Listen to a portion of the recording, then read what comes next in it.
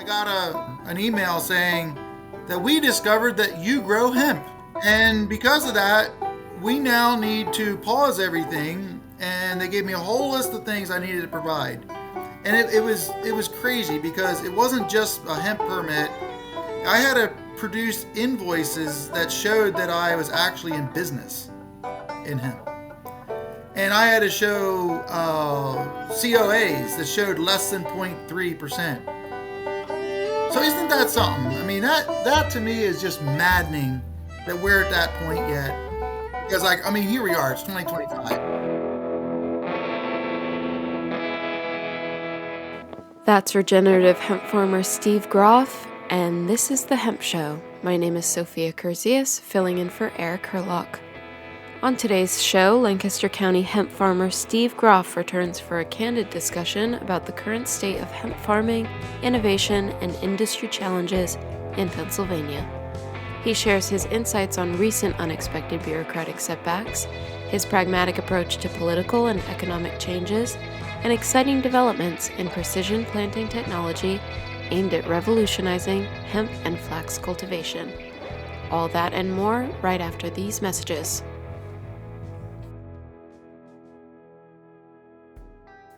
This episode is made possible with support from King's Agri-Seeds. King's Agri-Seeds has both industrial and CBD hemp varieties available for this spring's planting season. From high-yielding grain varieties to prolific fiber hemp, all seeds are certified and THC compliant. King's carries a wide array of auto CBD and photoperiod sensitive CBD varieties too. New this year are Berry Blossom and Cherry Wine, which boast higher CBD levels. King's is a solid resource for excellent varieties and cultivation advice. So call King's Agri-Seeds today at 717-687-6224 or go to kingsagriseeds.com. This episode is brought to you in part by IND Hemp in Fort Benton, Montana, where they believe in the goodness of hemp. Their mission is to provide innovative agricultural products and services to connect American farmers with the pioneers and businesses that see hemp as a way to bring real and lasting change to our communities and planet. Check them out at indhemp.com. The KP4 Hemp Cutter, introducing a revolution in hemp harvesting, setting a new standard for harvesting quality, speed, and efficiency. The KP4 prepares hemp for ideal retting and easy on-field tedding, raking, and baling. Easy to maintain and designed to withstand the punishments of hemp harvesting. The KP4 Hemp Cutter. Available only at hempcutter.com. Knock, knock. Who's there? Eric. Eric who? Eric Herlock from the Lancaster Farming Industrial Hemp Podcast. Sorry, that doesn't ring any bells. Next. Sophia. What's up? Come on, you gonna let me back in? Fine. Welcome back to The Hemp Show. I'm Sophia Curzius. Yes, indeed. So how have things been going here while I was away? Pretty good. You left me pretty well set up before you left, and as they say, luck favors the prepared. So I've heard. Last week, I decided to run your interview with Rick McCourt from the Academy of Natural Sciences. Yeah, the botanist with the Lewis and Clark Herbarium. I'm so glad you ran that. I know it's not hemp related per se, but ever since the Hemp Tour of 21, I have felt a connection to Lewis and Clark. How so? Well, we traveled similar paths across the continent. Same rivers, same mountains, very different times and modes of transportation. Plus, IND Hemp is based in Fort Benton, Montana, and that's the spot on the Missouri River where Lewis and Clark got out of the boat. And since then, I've spent some quality time in that river, in that very spot. So I feel connected, and when I had the chance to interview Dr. McCourt, I took it. He was very welcoming, super nice guy.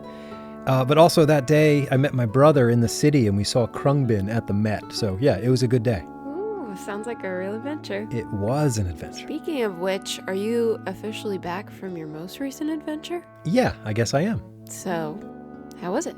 How was what? Your adventure.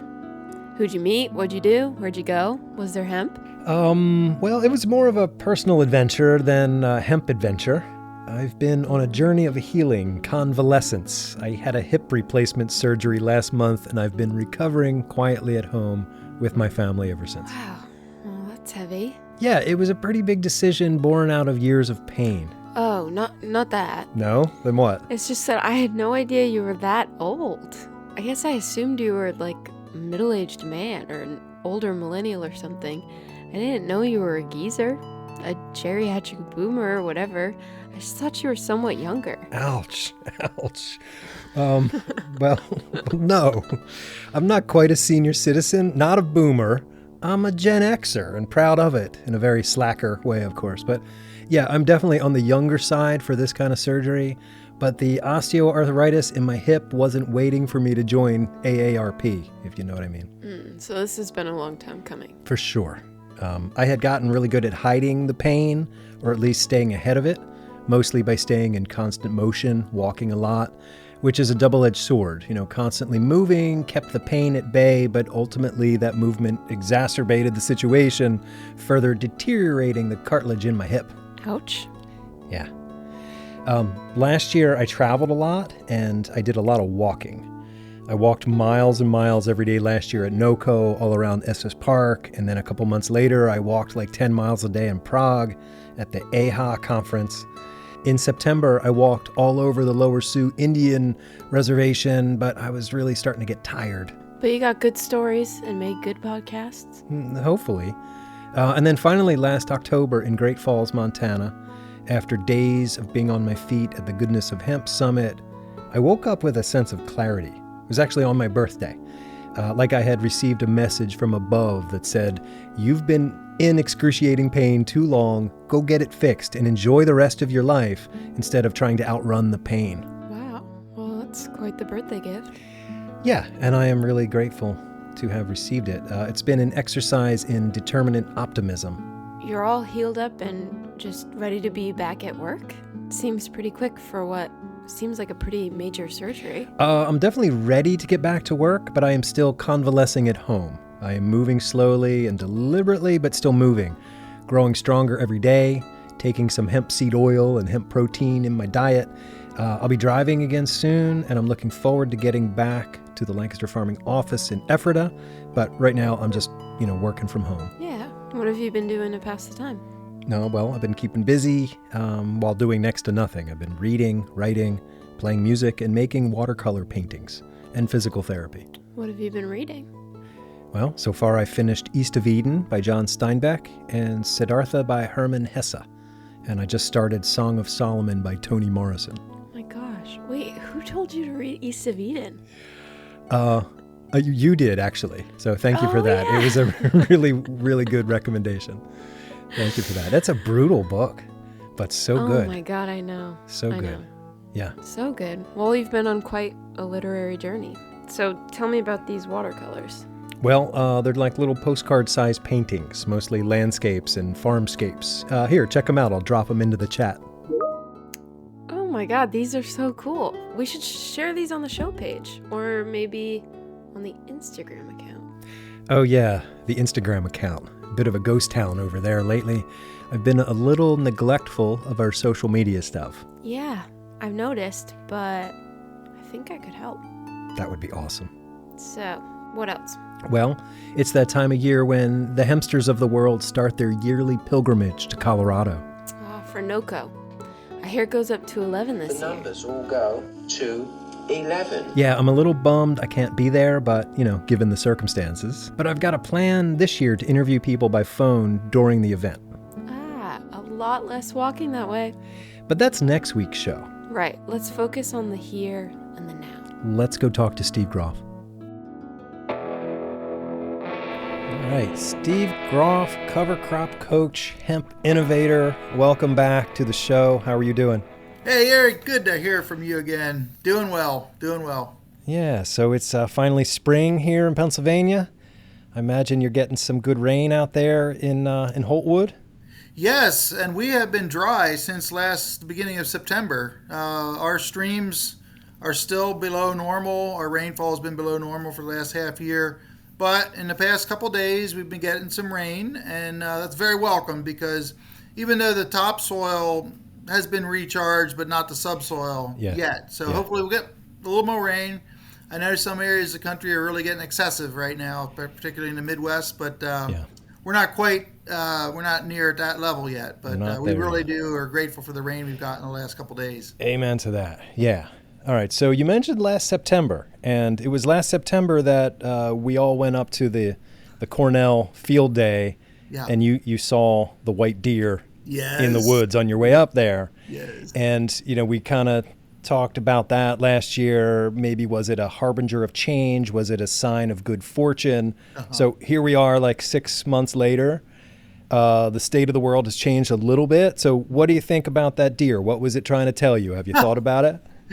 I haven't thought of it lately, Eric. I really, I really don't know. I know that we did some research on that. It was a fun little thing we did there, and I just saw, excuse me, I saw someone in Iowa saw two of them out in the field somewhere, and again, I'm wondering, well, what's the backstory on that? But Right. so apparently, there's still some white deer around. Now, how that relates to the hemp industry, I do not have a strong correlation of anything there, other than it was a cool thing to see. It's a cool thing to see. I think maybe it's a reminder to keep the faith, right? Yeah. There you go. I can run with that. Yeah. All right. So, like I said, the world's changed a little bit. New administration, some new policies, some, there's been some clawing back of grant money, like there's these tariffs that were announced. So I'm curious, like what your take is on this. Are you, how does it affect you as a farmer? How do you think it's going to affect the hemp industry?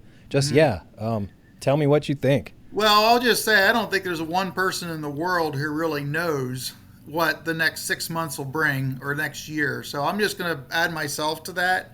And I hear pundits. I don't get wrapped up in headlines and news other than I follow it because, sometimes I just have grown just skeptical of, what people are trying to say and where people's biases are. And it's everywhere in news these days. So, but I still do need to keep up with what's going on in the world and how that affects me locally here. You asked about me as a farmer and how some of this affects me, and I could argue both sides of the strategies here.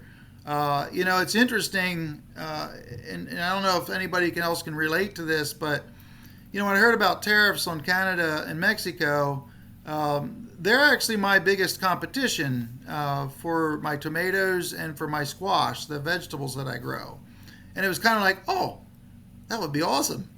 Because I hear this all the time. Well, I can get them a couple dollars cheaper from Mexico, or same for, it's like, so, but then again, I'm not an economist here to say how this works out. So I, to kind of answer your question, I have kind of taken the position of I personally can't really influence a whole lot in where these things are happening, but I have to be very pragmatic. I have to say, okay, this is what I hear is going on, and I need to make decisions not based on emotion or what some other pundits think. And good businessmen understand this. It doesn't matter what you think about a given strategy that's out there. You kind of have to look at it realistically and say, okay, how do I prepare for this? How can I take advantage of this? And so forth. So that's kind of where I'm coming from right now. We'll see. I mean, you hear arguments on every side why this will and what won't work on a lot of the topics that we're on today. But it's obviously too early to make final decisions because there's a lot can happen either way moving forward. So how that affects the hemp industry, I have heard of a few different people kind of saying, well, this will give an America-made products a shot, and we'll have to see. I mean, I see some U.S. hemp producers actually trying to market that, and good for them. That's what they should be doing. I was like you did a podcast before. I was in China the first week of December, and we discussed what could happen here at that time. And again, we kind of realized that at the end of the day, and I don't know when the end of the day is, but I think there's still a acknowledgement that we do need global trade is going to happen. It always has in the modern year, and it's always going to happen. So I'm kind of the opinion that this will eventually be worked out, but I'm an optimistic person. So that's just the way you have to be, I feel like, when you have uncertain times, it really separates sometimes the people who have work based on solid facts rather than emotion. And I think that's the key. That's what I would encourage anybody listening to this, regardless of what you think. And I'm not going to tell you exactly what I think about everything, because there could be arguments on both sides, and that's not what we're here for. I'm just trying to be objective. Right. As human beings, in the situation that we're in, how do we make the best of it with the sphere of influence that we each have? And then for me, as a businessman, both in vegetables that I grow and also the hemp, how do I fit in to my deck of cards, so to speak? Yeah. I think that's the pragmatic approach we need to make right now in everything that's before us. Right. I know that you bring in some labor at different times of the year. Do you anticipate any issues there bringing in any labor this year? That is very interesting, Eric, you asked that question, because it has to do with hemp. So I get my labor from the country of Thailand. Been coming here for 20 years now. And they honestly are like family to us, because they're all family. It's two families, actually, of my 10 employees that come in with the H-2A. I have to say this, it's the legal way to bring in foreign workers. And this year was the best ever. How it went through, the bureaucracy we have to go through, by the way, is crazy. I have to pay $7,000 in permits just to be, have the opportunity to bring in people, foreign workers that really love to pick tomatoes and pack and pick squash and pumpkins and help with the hemp and all that stuff where you need to. They're just really grateful for this opportunity. So everything was smooth sailing. I was ahead of schedule, and my workers were supposed to be here March the 15th, or soon thereafter. And I got a letter, an email saying that we discovered that you grow hemp. And because of that, we now need to pause everything. And they gave me a whole list of things I needed to provide. And it was crazy, because it wasn't just a hemp permit. I had to produce invoices that showed that I was actually in business in hemp. And I had to show COAs that showed less than 0.3%. So isn't that something? I mean, that to me is just maddening that we're at that point yet, where I'm just trying to bring in foreign workers and I was flagged. Yeah. Because here we are. It's 2025. And what bureaucracy was giving you that grief? Department of Labor, I believe it would have been. Okay. I think don't quote me on that. I could come back and check. But one of those. But it goes back to what Jeff Whaling talks about, like the whole of government approach, where it's like we've got different parts of the government that don't know what the other parts are doing. That's correct. And so, if we had the whole of government approach, you wouldn't have had that problem. That's right? And again, I know that it's going to be, but that lost me. I lost 2 weeks, and now my workers are going to be here late. Wow. So how does that affect you? Like what is set back now? Like what doesn't get planted on time? It's going to be okay. I'll say that, because I did bring him in a little earlier because things happen. But the irony is, this was the best year ever, because I've been 6 weeks late already. Oh, wow. But this was the best year ever up until I get flagged because I grow hemp. Well, you've got a reputation, right? No, I don't. I guess, yeah. So. Yeah. All right. So last year it was announced that you were involved in a grant with the National Hemp Association to grow hemp to sort of filter the runoff going into the Chesapeake Bay. Mm-hmm. That, from what I understand, is totally on hold. You don't know what's happening there yet, or do you? Well, backing up into the fall of 24, once we knew we had got it, earlier in the year, but there was also a mistake that they had done, and we had to drive to Harrisburg and try to work that out. And I don't know if it would have been awarded, earlier in the year or not, but it did not. They have to sign off. That's the official time. You get awarded, and then you have to talk about, okay, what are you really going to do, which we did. And then you sign. When you sign the grant, then you're ready to go. We never got to that point yet. What we're being told, and Erica Stark is the lead on this with the National Hemp Association, and I just recently, we had an update that basically, yeah, you're right, it's on hold, frozen, I guess, whatever you want to call it. So we're just we're just kind of waiting around just to see where this might go. One of the things that it doesn't make it too painful right now because we missed our deadline to start anything for 25 anyway by December. If we didn't sign by December, the way everything works, we couldn't have put anything toward this grant in 25. So we now have a couple months. So it's not like, it's kind of like eases the disappointment, I'll just say. Yeah. But we'll see what happens. I mean, again, as I said earlier, these are the kind of things that I can jump up and down and scream and rant and rave. That's not going to change anything. Right. So, okay, disappointed. It's the unknown. But I got other things to do today, and I'm not going to worry about it until, right. we need to. So right. There's things you can control, things you can't control. Right. Yeah. You did get a grant, or you're involved in a grant from the state through like an innovation grant, and the state money, that's not like Elon Musk hasn't gotten there yet. So tell me about that innovation grant. I believe it has to do with hemp and flax, right? Yeah, we're working with the PA Flax group and basically designing and building a new planter to plant hemp and flax in 4-inch rows, which around here the most common planter is 7.5 inches. Now there's some 5.5, but the S drills have some 5.5-inch row spacing, which is good. But when I was in China, all I saw was 4-inch. Wow. And so I hear in Europe, specifically with flax, it's mostly all 4-inch flax, having a narrow row spacing, just to get the yields and for weed control and all these things. The problem is it's very expensive. It makes things more expensive because the row units, you have to have more per width. Right. Now that's the offset. Can you pay that back by getting higher yields essentially, or better weed control, which has value?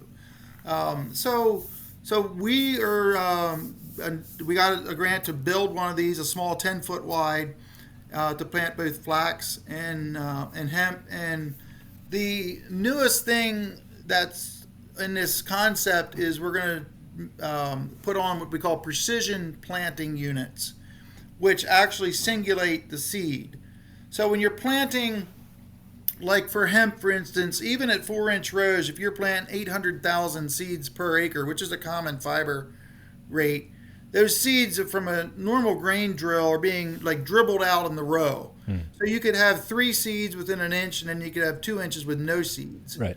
But a precision planter singulates the seeds and puts them, I'm just going to say, every half inch. Right, where you want them. For sake of argument. And then the idea behind that is we'll have a higher quality fiber because our diameter of stalks will be similar, and flax the same way. Basically, that's kind of like, I heard of one other person doing this, but it was in a different situation. So as far as I know, of course, it's going to be no-till. Yeah. Being able to plant no-till and conventional as well. We want to be able to do both because, particularly in flax, yet there's still some people that use tillage for that. So right. Yeah, so that's where we're at. Okay. Again, I would have to say the money is coming much slower than we were told. Yeah. With all due respect, it's a couple months late, and it has not been fully signed. Okay. Which was hoping to be done before, but it's going to come. My little disappointment is I kind of expected to get it ready for this year. Now it looks like probably won't happen this year. We might be able to test it in the fall, but not on real world conditions. Okay. So, well, yeah. Let me ask you about the hemp and flax seeds themselves. So I can clearly picture a hemp seed. I can't picture a flax seed. I'm guessing it's probably smaller though. Smaller. Yeah, smaller, and it's more flat. Okay. You just take a hemp seed and maybe divide it in half, kind of. Okay. And then a little bit longer and pointier. All right. So in this planter, how do you sort of design for those differences in seed size? Yeah, you have plates. We call them plates. So seed discs, that's another way of saying it. Seed plates or seed discs, depending who you're talking to. So it operates with a vacuum, and for hemp, we'll singulate every seed. Every seed will be singulated, and it's drawn against a plate that has holes in it. Okay. And then as that plate turns, the air comes to a place. Each seed comes to a place where the vacuum releases and the seed falls down in the seed tube. So when you're actually planting, there may be 30 seeds a second going down the seed tube, but you're driving 4 miles an hour, and that'll place them out. I'm just saying an example every half inch or so. It's pretty good. I mean, it's not perfect, but it's a whole lot better than a drill, which drill is kind of like a little messy. When you use it for wheat. Wheat is okay because if there's a 2-inch or 3-inch space in a wheat row, the wheat tillers out. It grows leaves out from the base of the plant and fills that area in. Hemp doesn't. It goes straight up, and that's it. So if you have 3 right beside each other, and you have a skipper, you don't maximize the position of the plant within the row. So for this planter, it's just a matter of swapping out the plates? Yeah, and for flax, at this point, we haven't done the final testing on this yet, but since flax is planted at millions of seeds per acre, we're not going to probably be able to singulate. It's just too much, but we'll be able to. We have a plate that's pockets that'll hold pockets of seed, and as they drop down, it'll be a nice, steady, even stream. So, for flax, we're not going to get the benefits like we do with hemp for precision planting. But since the planter's made for 4 inches of hemp, why not use it for flax as well? Right. That's the thinking behind it. So the value for the flax is more the 4-inch row spacing. Right. For hemp, it's both. Are you growing flax this year on your farm then? Well, if we had this planter, I was planning to, just because. But at this point, I probably won't be. Yeah. Okay. All right. So let's talk about some other hemp projects now, right? So I know we talked a little bit about the USDA grant and the innovation grant. You were working with the guys from Hemp Catalyst. And I think you were working with Heartland Hemp doing some biochar stuff. So just, give me some updates on some of the other projects you're working on. So with Hemp Catalyst, I think it's just, might as well just say we're just looking for some funding, and it's been frustrating. It's been very frustrating to find people who are willing to invest in the company, because we know everybody's kind of facing this problem. So we're just, kind of going through coming into the spring here. We're still working on some stuff. We're still talking to people. We have quite a few buyers, I would say, kind of in. The problem is you have these people who are like, yeah, we want to buy your hemp. And then we're like, well, great, but it costs a good deal of money to be able to get it the way you want. Would you be willing to help invest with us? And so far, we've had no takers. Mm-hmm. Nobody, no buyer. And again, I understand that. I can understand it, but it's like, well, then how bad do you want it is a question you have to ask in your mind. Right. That being said, so it looks like things are coming together for us, but, I'm going to admit it's, being a part of Hemp Catalyst and so forth, it's been a challenging winter here. But again, we're ready to go as soon as we get some more funding in here. So, okay. You asked about hemp biochar, or biochar and hemp. There's kind of two things I looked into. Number one was, what would it take to actually put hemp into biochar?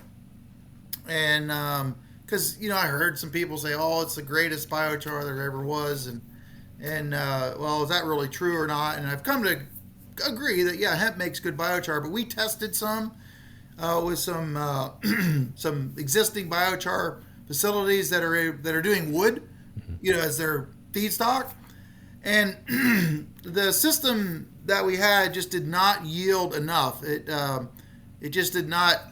I think there's other ways that if you're serious about making biochar out of hemp, that we kind of put a pause on that right now. Okay. Actually, then the other side of that coin is using biochar, regardless of where it comes from, to apply it to fields that are going to grow hemp, or any other cash crop for that matter. Definitely there seems to be some benefits there, and it usually is the worse the soil, the better the benefits. So, I'm still interested in biochar in all fronts here. Just trying to figure out, it's kind of like hemp. It's new, and it's just the wild, wild west. It's new, but it's also ancient too, because weren't they doing it in the Amazons 3,000 years ago? Yeah, That's exactly right. So there you go. That's just like hemp, right? Yeah. So welcome to my world. There was a lot of talk here about processing capacity here in Pennsylvania. Any? Have you heard of anything? Or we have a decorticator? Are they breaking ground yet? I haven't heard of anybody who's broken ground for a major hemp processor of any substance. Maybe there's some out there, but I haven't heard of any. All right. We're working on some things here. We're working on some things here. So that's probably all I can say for now. But fair enough. We'll see where that goes. It takes time. It just does. And until we have something, we're going to keep trying to figure a few things out. Yeah. All right. So for listeners who don't know much about Cedar Meadow Farm, can you give us kind of an overview? Tell us where you are, what your acreage is like, what the landscape looks like. Yeah. Well, I'm a third generation farmer, and my son, fourth generation, working here full time in southern Lancaster County, Rolling Hills. We're near the Susquehanna River. I've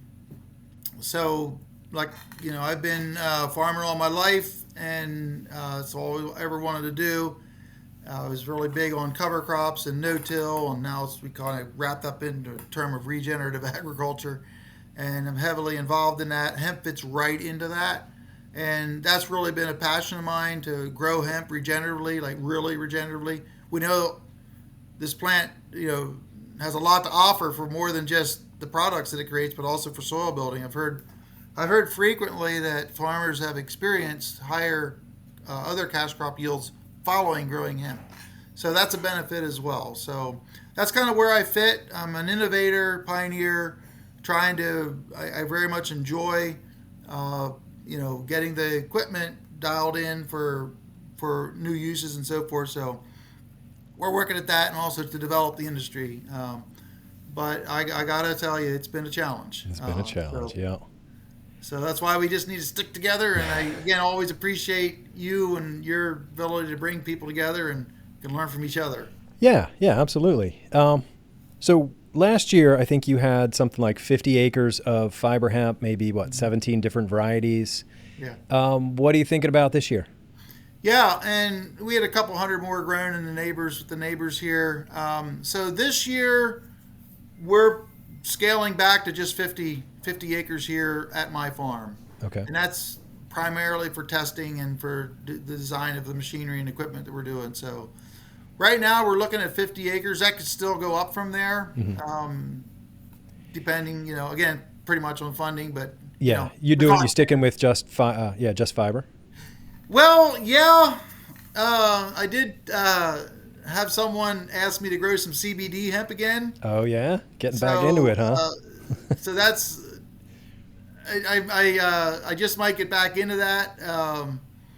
We'll see, but we'll have to manage the pollen and everything, which I think I can do because I've done it before. But so I don't know. I guess talk to me in June or July, and I'll tell you what I did. Okay, all right. Are you going to do a hemp circuit again this year? Are we going to do another 2-day Pennsylvania hemp circuit? Short answer is no. Okay. As grand as that event was, I think you would agree, Eric, it just feels like we lost some momentum here in the Mid-Atlantic region with the hemp engine, disappearing. And just a couple other things, and we're just not feeling it for this year. I guess that's the best way I could say it. Okay, no, I respect that. I'm going to plant only about 5 different varieties of fiber hemp this year. Some new genetics for me, just to see how it compares to stuff that we're used to. Mm-hmm. And we're kind of in the public arena pulling back a little bit. Okay, can you talk about the varieties that you're planning on growing? Who are you working with? Yeah, with some of the stuff from Australia, Ecofiber has their MS77. I still like Yuma. I'm going to try some Jurassic from Verve Seeds. Okay. And a couple new varieties also from Australia. So we'll see. I didn't get the seed yet, but But Okay. yeah, that's the plans for this year. Yeah. Does that tariff affect your seed prices? Well, these seeds have been here, Oh, so okay.